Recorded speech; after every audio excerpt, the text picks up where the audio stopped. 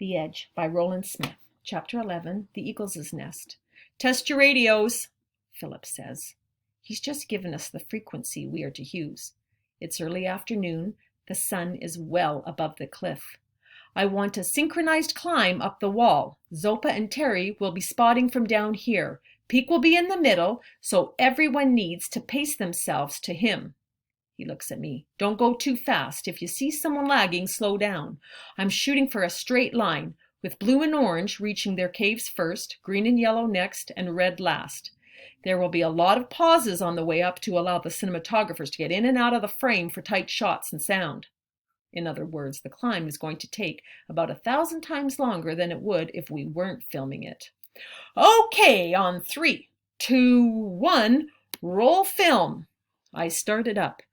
Just like the rappel the day before, we were all climbing the same wall but along different routes, each with its own challenges. The climbers to my left were looking up and to their right. The climbers to my right were looking up and to their left. I was looking up, left, and right. If I had been on a gym climbing wall, this would have been relatively easy. On a rotten wall in Afghanistan, it was nearly impossible. The other problem was my hands. My legs and feet were in pretty good shape, but my hands were soft. Within 15 feet, I had several cuts. Okay, Philip barked over the radio. Drop down, we'll do it again. We did it again 5 more times, and each time it got a little easier because each of us knew the route. That's a wrap. Good job, people. Just hang where you are for some tight shots with the film crew. It wasn't a wrap, as in we are done filming. The tight shots took longer than our synchronized start. A lot longer. At our present pace, I figured we'd reach the caves in 3 days. JR was filming me, Alessia, and Rafi. Rafi always smiled and struck a climbing muscle pose when the camera was pointed at him. Alessia used a more neutral expression and never posed for the camera.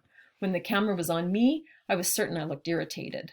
A climb that should have taken 20 minutes took nearly 4 hours, or in my case, 5 hours, because after everyone else got to their perch, I was attacked by an enraged eagle.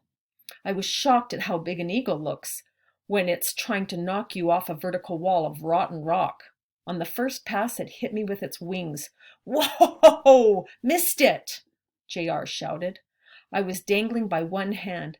After 3 flailing tries, I found a narrow chink with my free hand, saving myself from falling to my death on the sharp scree hundreds of feet below. I'm going to swing to the right so I can get a wide shot, JR said. A wide shot of what? Of the second attack. I don't think there will be a second attack. Oh yeah, there will, JR reassured me.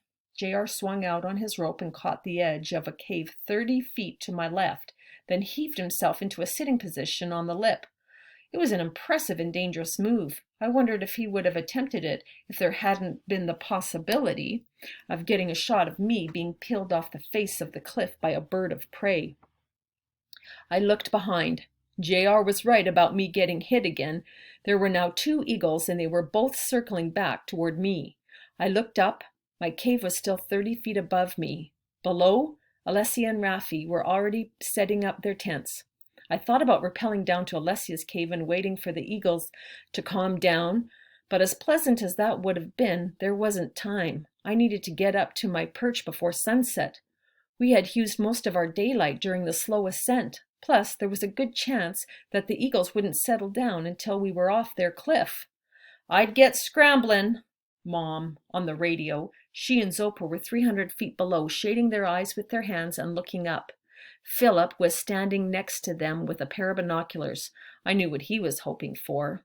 Move or brace yourself for impact. Duh, Mom. I couldn't free up a hand to answer her. I scrunched up as best as I could on a vertical wall and shoved my face into a narrow crack to stop my eyeballs from getting plucked out. I felt the air from the first bird's wings a second before it smashed into my helmet. This was followed by another hit on my pack, much harder than the first. That was outstanding, JR shouted. I didn't take the time to call him a jerk. I started scrambling up before the next attack. Zopa says the birds don't like your red helmet and pack, Mom said.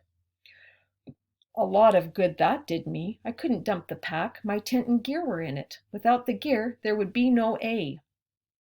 He says the birds have completely ignored the other climbers. Bad luck for the red climber, I thought. Raffi probably had his fingers crossed, hoping I'd get scraped off. Peak, slow down, man. I need to film you reaching your cave.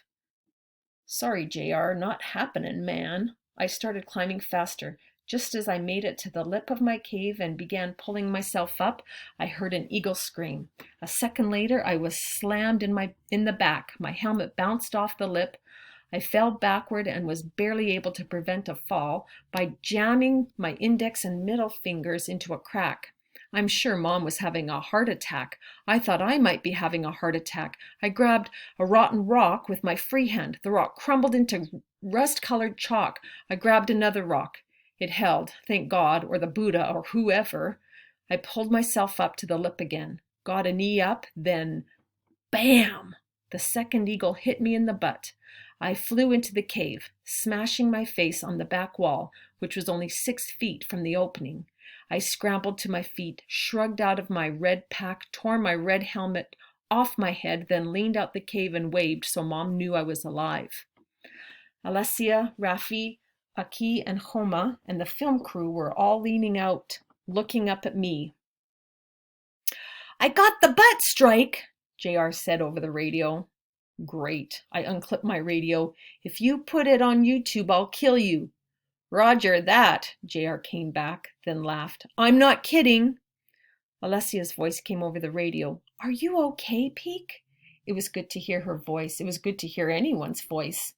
I thought I saw blood on your face.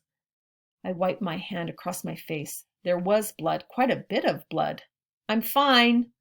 I looked out from my perch. The eagles were still circling, but they no longer seemed interested in me. Okay, people. Philip. Only he called people people. Let's put that little excitement behind us and get back to the shot. Oh yeah, Philip? You weren't up here being attacked by eagles. You all need to get your tents up so we can get an idea of where to put the cameras. I need the film crew down here for a meeting. Pronto. Pronto? What was the matter with him? I keyed the radio. Peek here. If it's all the same to you, I'd like to wait until after dark before I set up my tent. I think Zopa called it right about the eagles being ticked off over the red. I saw Mom and Zopa talking to Philip. The film crew were rappelling down the cliff. Pronto. My radio crackled. Yeah, Peak, Philip here. I'm not convinced it's the red that got them excited. I think it might be your proximity to their nest, which is about 25 feet above your current position. Do you copy? Actually, if I had leaned over the ledge, I could have copied it without a radio. He was standing 100 yards away and almost shouting into the radio as if I were deaf. Yeah, Philip, I got that. I'm still going to wait until after dark to set up my tent. Don't want to risk having it shredded before you get your shot. This was followed by a long radio silence. Blood was dripping onto my lap from a cut on my chin. I rummaged through my pack for the first aid kit. Roger that, Peak, but as soon as it gets dark, set up your tent. Everybody else, get your tents up pronto so we can start framing the shot. Put them as close to the edge as possible and make sure your letter is clearly visible. You can move the tents back from the edge after the shoot. I pulled all of the gear in as far as it would go and leaned against the back wall. There was a small mirror inside the kit. The slice on my chin was deep. If I'd been in the city, I'd have gone to the hospital and gotten a couple of stitches. But I was in a shallow cave in Afghanistan. No stitches. I managed to cinch the slice together with butterfly bandages. How'd you get that scar? Attacked by an eagle in Afghanistan. I was kind of looking forward to that exchange. There was at least 2 hours before nightfall. I couldn't say the cave was cool, but there was a slight breeze drying my sweat, which made me feel cooler. The adrenaline from the near fall was quickly replaced by sheer exhaustion. Philip and the other climbers were chattering away on the two-way radios. I switched my radio off and closed my eyes.